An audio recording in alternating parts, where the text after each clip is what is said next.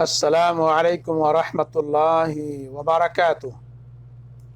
الحمد للہ رب العالمین والصلاة والسلام علی رسولہ الکریم، اما بعد۔ اعوذ باللہ من الشیطان الرجیم، بسم اللہ الرحمن الرحیم۔ اتبعوا ما انزل الیکم من ربکم، وقال النبی صلی اللہ علیہ وسلم اقرأوا القرآن واعملوا به ولا تأکلوا به، رواہ احمد بسند صحیح۔ معزز سامعین و ناظرین، اللہ رب العالمین کی توفیق سے آج العقیدہ الاسلامیہ من الکتاب والسنت الصحیحہ کا 17واں چیپٹر، جس کا عنوان ہے کتاب و سنت پر عمل، سوال و جواب کی شکل میں آپ کی خدمت میں پیش کرنے کی سعادت حاصل کر رہا ہوں۔ مصنف رحمہ اللہ نے اس چیپٹر میں کل 13 سوالات اور ان کے جوابات ذکر فرمائے ہیں۔ پہلا سوال ہے کہ اللہ تعالی نے قرآن مجید کو کیوں نازل فرمایا؟ اللہ تعالی نے قرآن مجید کو کیوں نازل فرمایا؟ اللہ تعالی نے قرآن مجید کو اس کی تعلیمات پر عمل کرنے کے لیے نازل فرمایا، یعنی دوسرے الفاظ میں آپ یوں کہہ لیں، اللہ تعالیٰ نے قرآن مجید کو اس لیے نازل کیا تاکہ اس کی تعلیمات پر عمل کیا جائے۔ دلیل اللہ رب العالمین کا یہ فرمان، اتبعوا ما انزل الیکم من ربکم، لوگو جو کچھ تمہارے رب کی طرف سے تمہاری طرف نازل کیا گیا ہے اس کی پیروی کرو۔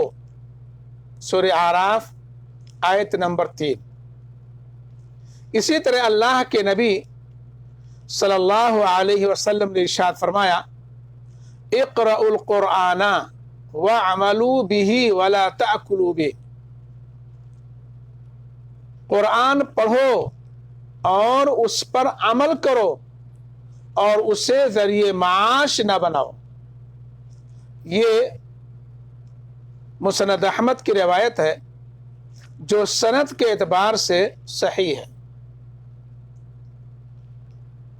دوسرا سوال ہے کہ لوگوں کے لیے قرآن نے سب سے اہم کون سی چیز کو بیان کیا ہے؟ قرآن کی بیان کردہ سب سے اہم چیز خالق کائنات کی معرفت ہے، جو نعمتوں سے نوازتا ہے، تنے تنہا عبادت کا مستحق ہے، نیز ان مشرکین کی تردید ہے جو اپنے اولیاء کے بت بنا کر انہیں پکارتے تھے، انہیں پوچھتے تھے۔ اللہ رب العالمین نے ارشاد فرمایا، قل انما ادعو ربی ولا اشرک به شیئا ولا اشرک به احدا، اے نبی صلی اللہ علیہ وسلم کہہ دیجئے کہ میں تو اپنے رب کو پکارتا ہوں۔ قل انما ادعو ربی، میں تو اپنے رب کو پکارتا ہوں اور اس کے ساتھ کسی کو شریک نہیں کرتا، ولا اشرک بہ احدا، اور اس کے ساتھ کسی کو شریک نہیں کرتا۔ تیسرا سوال ہے کہ تلاوت قرآن کی غرض و غایت کیا ہے؟ ہم قرآن کی تلاوت اس لیے کرتے ہیں تاکہ اسے سمجھیں اور اس میں غور و فکر کریں اور اس پر عمل کریں۔ دلیل اللہ رب العالمین کا یہ فرمان، کتاب انزلناہ مبارک لیدبروا آیاتہ ولیتذکر اولو الالباب۔ یہ ایک بڑی بابرکت والی کتاب ہے، بڑی برکت والی کتاب ہے جو اے نبی صلی اللہ علیہ وسلم ہم نے تمہاری طرف نازل کی ہے تاکہ یہ لوگ اس کی آیات پر غور کریں اور عقل و فکر رکھنے والے اس سے سبق لیں۔ سورہ صاد آیت نمبر 29۔ حضرت علی رضی اللہ تعالی عنہ سے مرفوعاً و موقوفاً ضعیف سند سے مروی ہے، لیکن معنی صحیح ہے۔ وہ کیا؟ وہ یہ ہے کہ فرمان نبوی ہے، آپ نے فرمایا خبردار، آگے چل کر بہت سے فتنے کھڑے ہوں گے۔ میں نے کہا ان سے ذریعے نجات کیا ہوگا؟ آپ نے فرمایا اللہ کی کتاب، اس میں متقدمین اور متاخرین کی خبریں ہیں، یعنی اگلے اور پچھلے لوگوں کی خبریں ہیں، تمہارے معاملات کے فیصلے ہیں، وہ فیصلہ کن ہے، خلاف حقیقت نہیں۔ جس جابر و ظالم نے اسے چھوڑا اسے اللہ نے برباد کر دیا، جس نے غیر قرآن سے ہدایت چاہی اسے اللہ تعالی نے گمراہ کر دیا۔ وہ اللہ کی مضبوط رسی ہے، حکمتوں سے پر نصیحت ہے، وہی صراط مستقیم ہے، اسی کے ذریعہ خواہشات بہکتی نہیں، زبانیں بآسانی اسے پڑھ لیتی ہیں، علماء اس سے بیزار نہیں ہوتے، بار بار دہرانے سے پرانی نہیں ہوتی، اس کے عجائبات نہیں ختم ہوں گے۔ وہی ہے جسے سن کر جنات یہ کہنے سے باز نہیں رہے، انا سمعنا قرآنا عجبا، کہ ہم نے ایک عجیب قرآن سنا ہے۔ جس نے قرآن کی روشنی میں کوئی بات کہی سچ کہا، جس نے اس کے ذریعہ فیصلہ کیا انصاف کیا، جس نے اس پر عمل کیا مستحق اجر ہوا، جس نے اس کی جانب دعوت دی صراط مستقیم کو پا لیا۔ چوتھا سوال ہے کہ قرآن مجید زندوں کے لیے ہے یا مردوں کے لیے؟ اس کا جواب مصنف رحمہ اللہ یوں دیتے ہیں کہ اللہ تعالی نے قرآن مجید کو مردوں کے بجائے زندوں کے لیے نازل فرمایا ہے تاکہ اپنی زندگی میں اس پر عمل کریں، اس لیے کہ مردوں کے اعمال منقطع ہو جاتے ہیں، وہ اسے پڑھ نہیں سکتے نہ عمل کر سکتے ہیں، اور اگر ان کے لیے قرآن مجید کی تلاوت کی جائے تو اس کا ثواب بھی نہیں ملے گا۔ ہاں، اگر پڑھنے والا مردے کا فوت شدہ کا لڑکا ہو، اس کی اولاد ہو تو دوسری بات ہے، اس لیے کہ لڑکا باپ کی کوشش کا نتیجہ ہوتا ہے۔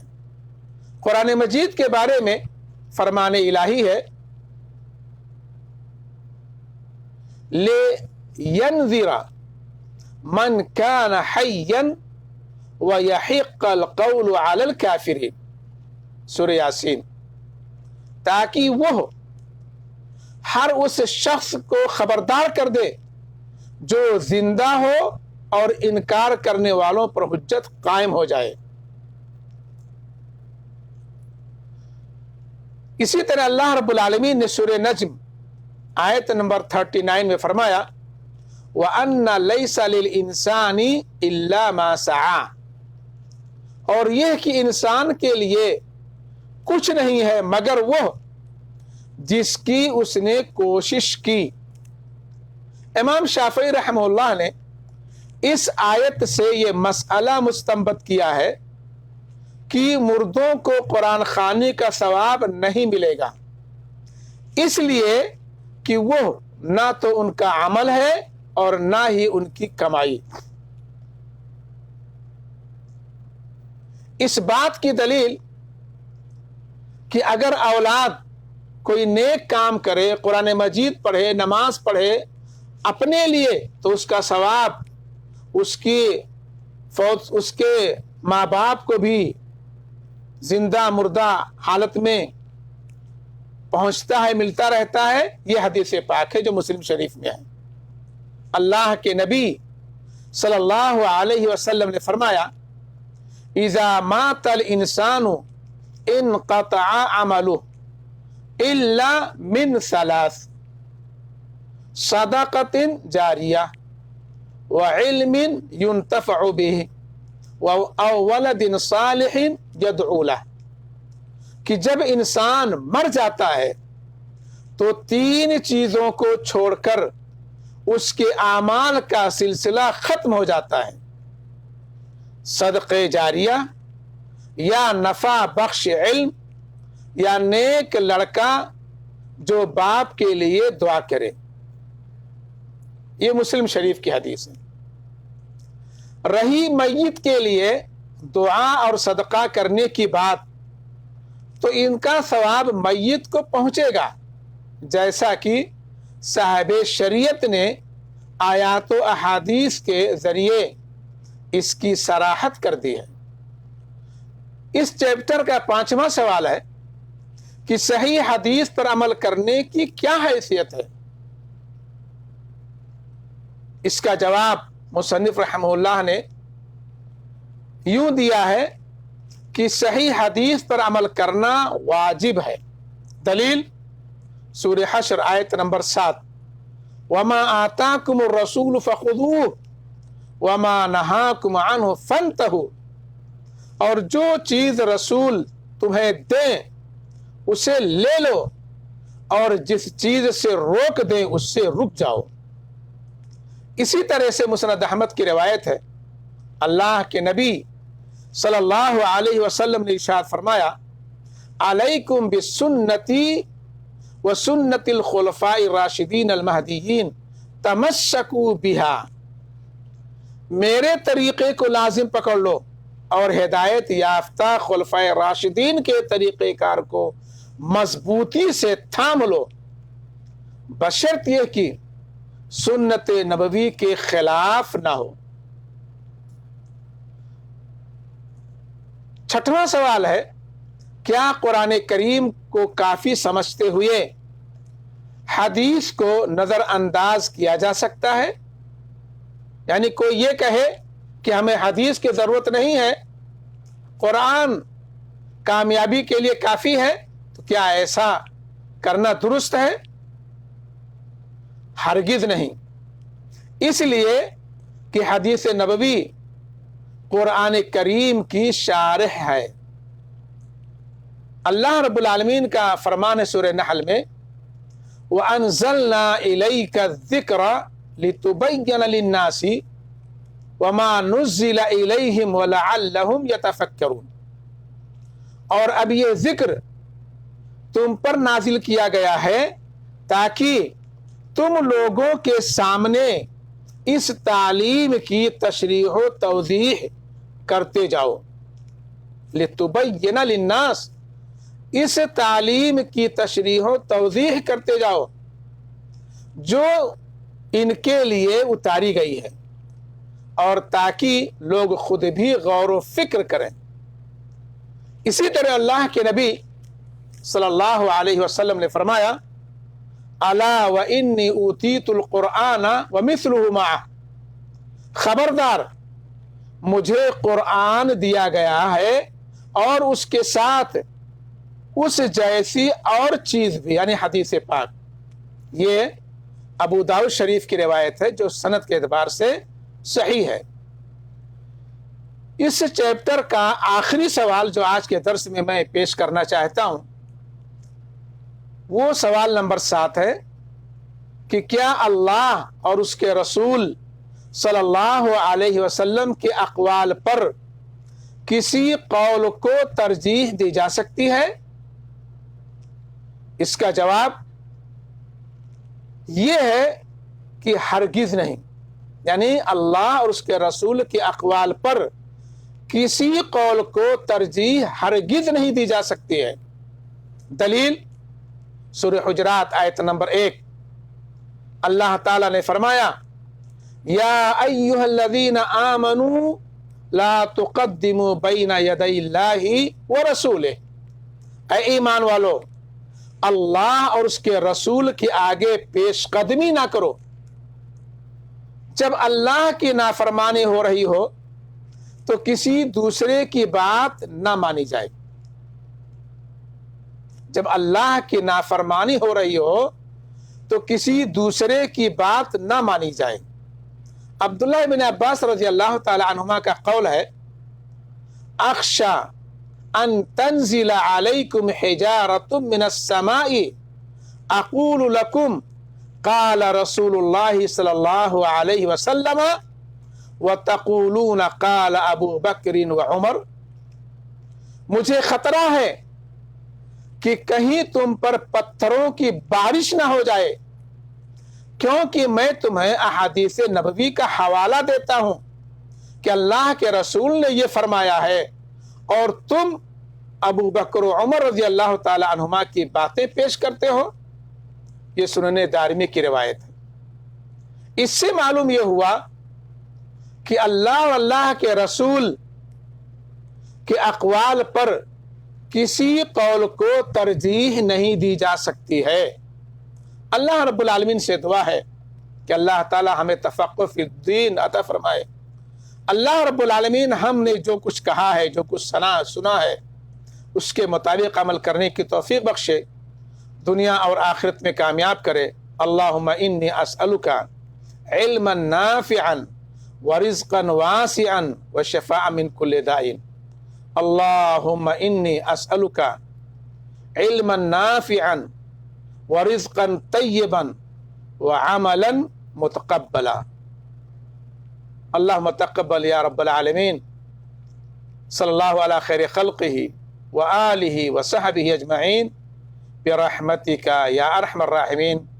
والسلام علیکم ورحمۃ اللہ وبرکاتہ۔